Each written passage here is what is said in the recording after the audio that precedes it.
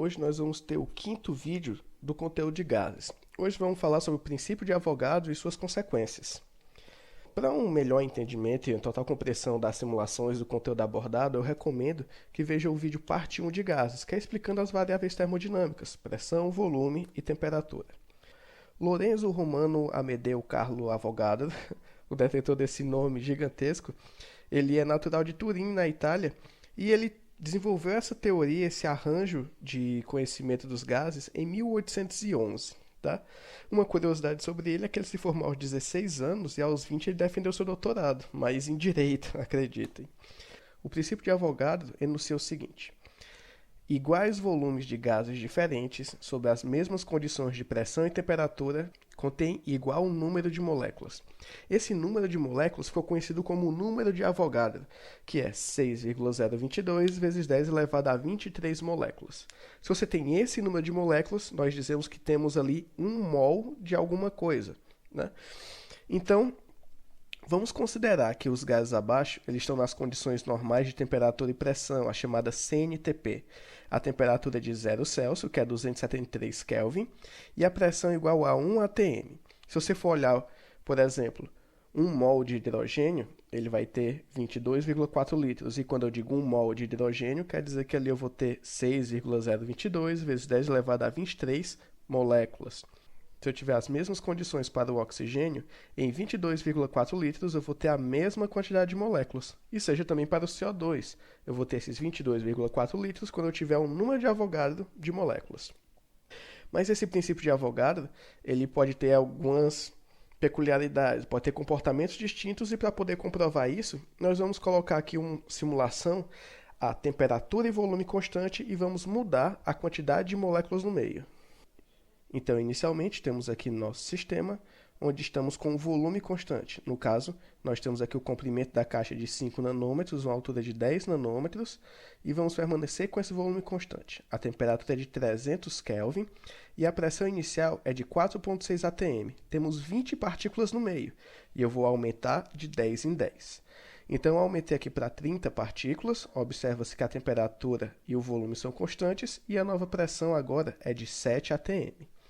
Aumentando mais 10 partículas, ficando com 40, temos uma pressão de 9,3 atm, indo para 50 partículas, 11,7 atm, e agora, para poder finalizar com 60 partículas, a última pressão é de 14 atm.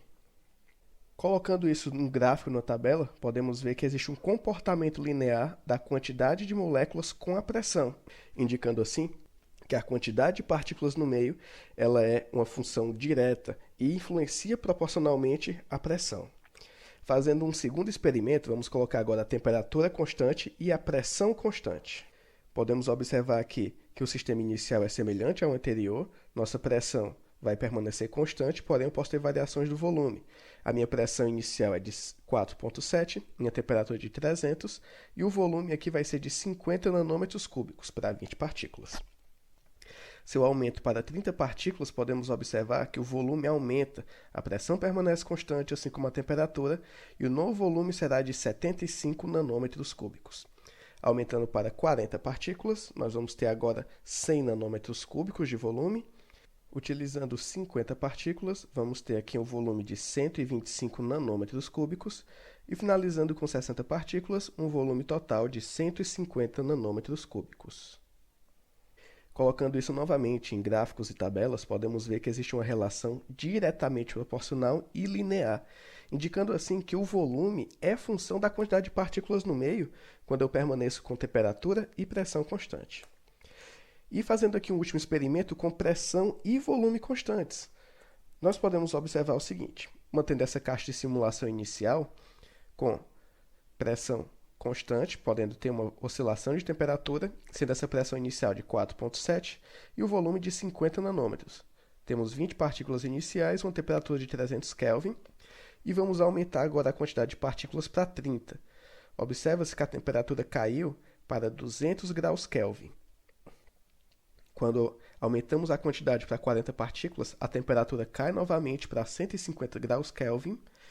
Com 50 partículas, essa temperatura cai para 120 graus Kelvin E aumentando um pouco mais para 60 partículas, temos agora a temperatura de 100 graus Kelvin e podemos observar que as partículas estão mais lentas, indicando justamente o abaixamento da temperatura. Isso acontece basicamente porque a energia presente no meio tem que ser dividida entre as partículas, uma vez que a pressão e o volume eles permanecem constantes. Colocando isso numa tabela e no gráfico, podemos ver que existe um decaimento que não é linear quando a gente coloca temperatura em função da quantidade de partículas. Isso indica que, quando aumentamos a quantidade de partículas, diminuímos a temperatura. Mas se essa função não é linear, nós não temos uma proporcionalidade direta. Note que esse comportamento é como se fosse uma função inversa. Então, se eu crio um novo gráfico de o inverso da temperatura, ou seja, 1 dividido pela temperatura, pelo número de partículas, temos uma função agora linear. Então, eu posso dizer que a quantidade de partículas ela é proporcional ao inverso da minha temperatura. Dessa forma, eu posso sumarizar todo esse experimento e dizer que quanto maior o número de partículas, maior a pressão. Quanto maior o número de partículas, maior também será o volume. Mantendo a pressão e o volume constantes, quanto maior o número de partículas, menor será essa temperatura. E que eu posso dizer também que o número de partículas ele é proporcional ao inverso da temperatura.